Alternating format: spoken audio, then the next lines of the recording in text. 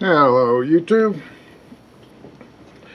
I thought we would do part 2 today of repairing Randy's Boy Scout knife from the 60s, and today I'm going to show you how I take them apart, and we're going to look up a couple things too.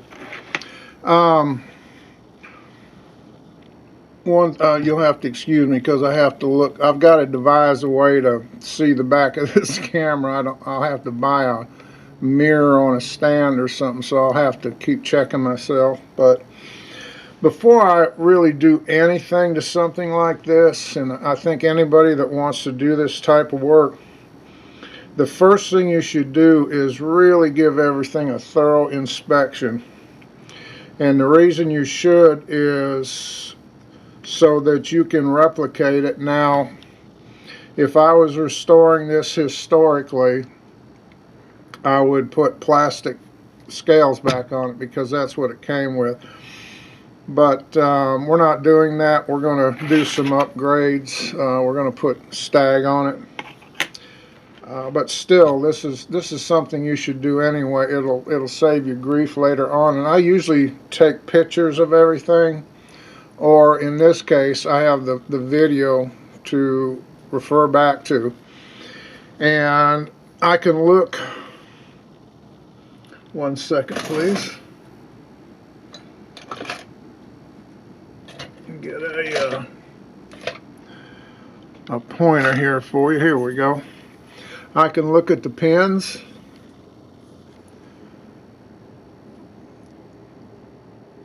and I can see on these pins how are they put in. What like here, for instance, those weren't peened over. Those are what we call spun rivets. They have a little tool and they put it over the rivet, then the bottom part goes in a little cup, and that tool goes in the drill press, and then you just push down and it spins, and as that cup spins on top of it, it peens this over. So if I was going to do a historical restoration, I know that I don't need to peen those, which I will be doing because it's not historical. Another thing, and with 4-blade knives and different things, you'd be surprised how many people take stuff apart and then don't remember which blade went where. And it's very important, and in one way it's kind of hard to screw up because these blades have what we call kick. If you looked at the tang on this blade, for instance, it's absolutely straight, but in order for these to fit correctly, this one may or may not be kicked over this way at the tang, and this one may be kicked over a little bit this way. So if you reverse these, it's never going to fit very good. So I always take a picture of the knives, or in this case the video, and I can refer to this now, and I know that this little I guess that's a little saber blade there, clip blade, goes on the outside, and the Wharncliffe sheep's foot, whatever you want to call it, goes in the center, and then the main blade's never that much of a problem. But I like to look at these. I like to look at the springs, especially on whittler like this, to see if they're tapered and to see if the taper's even. These are tapered slightly. They're wider here than down here. This one is actually wider than this one is, even on this end. So I need to make sure that I take a picture of that so I get those orientated on the correct side when I put it back together. The next thing I'll do is split this apart, and we'll go ahead and do that now. And I hope I'm keeping this pretty much in there. I like to open everything up. People do it, different people do it different ways. This is the way I do it. Then I use a thin old knife, like a kitchen knife, works good. And I'll split these pins.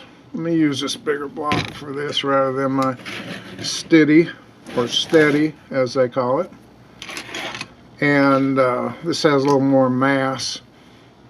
These pins are nickel silver, and they're softer than stainless steel, so I can cut them with this old hickory kitchen knife. It's nice and thin. It's not going to, you know, wedge stuff apart in here and break it.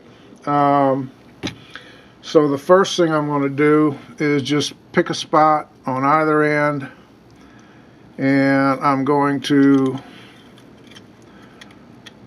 run this down alongside the blade and between the liner and the blade. Then I'm going to tap it just a little bit. And what I want to see is if it starts spreading apart. Now the reason I'm looking for that is some of these older knives have what they call a keyhole pin in there. And if I was doing a historical restoration, again, I'm not, I would want to save those. And so if I don't see one of these start spreading apart, now in this case it's a through pin, and right, if you look right there, and I'm hoping that'll focus. I've really got to get a better video system to do this for you guys, but this is what I got now. So we'll go ahead and split that.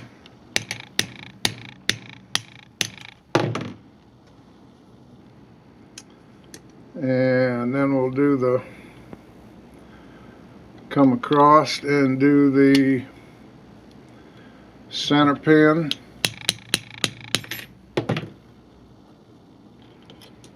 And then we will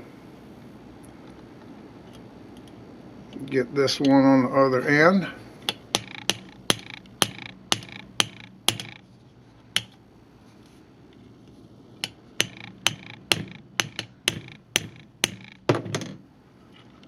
Let's see, let's try that over here.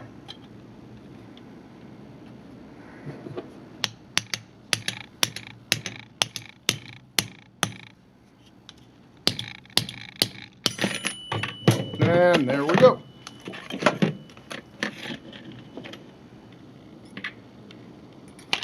Let's move our block, get all our parts.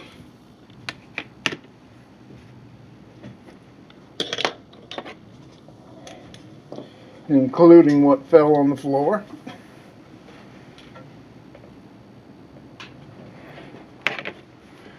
And let's see, yes, you can still see that pretty good.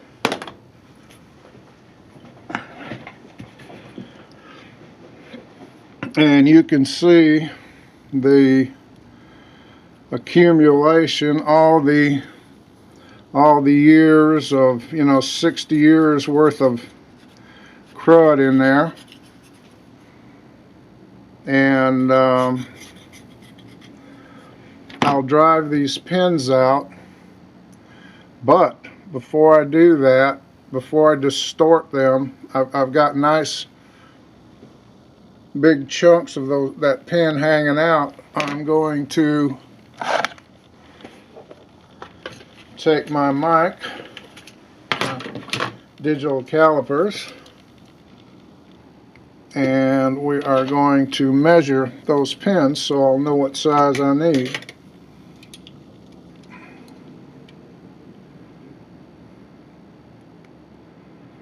And in this case,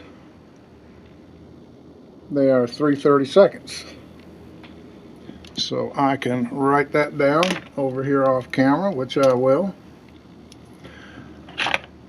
And I will have that for future reference.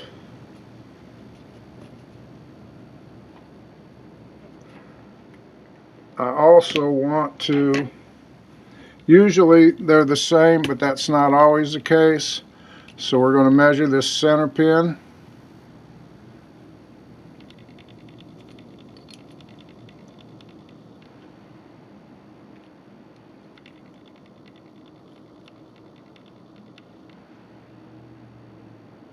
And actually these are measuring at 5/64. The center pin is too. So in this case they're all totally identical.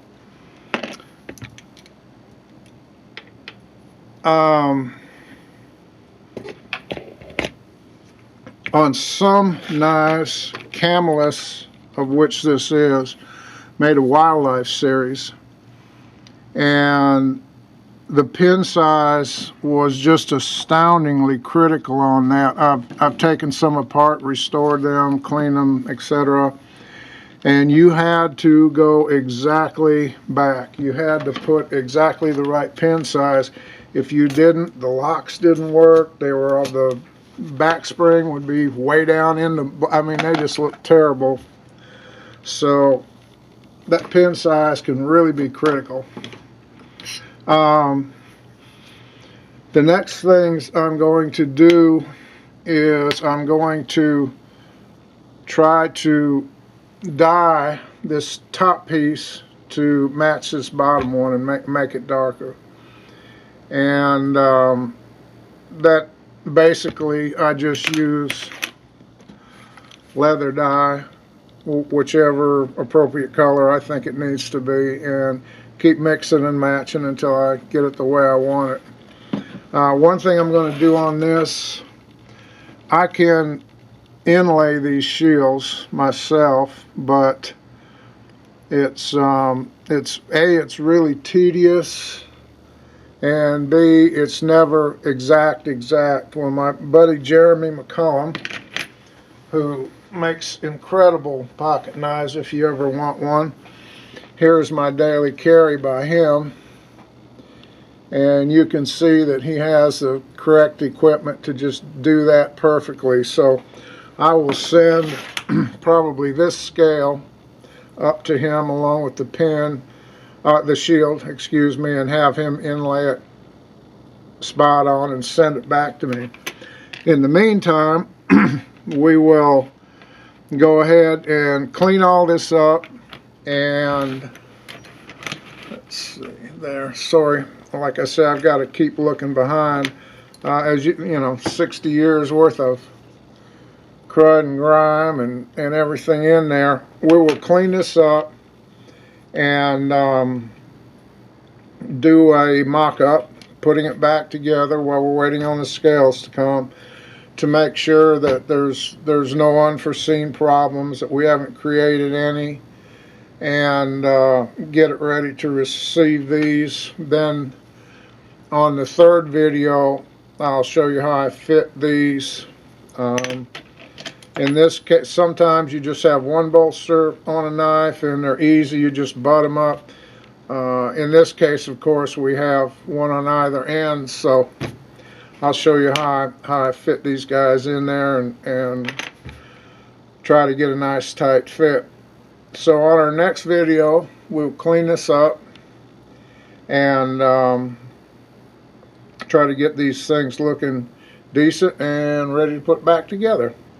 So take it easy, my friends. Again, Merry Christmas, everybody, and we will see you soon.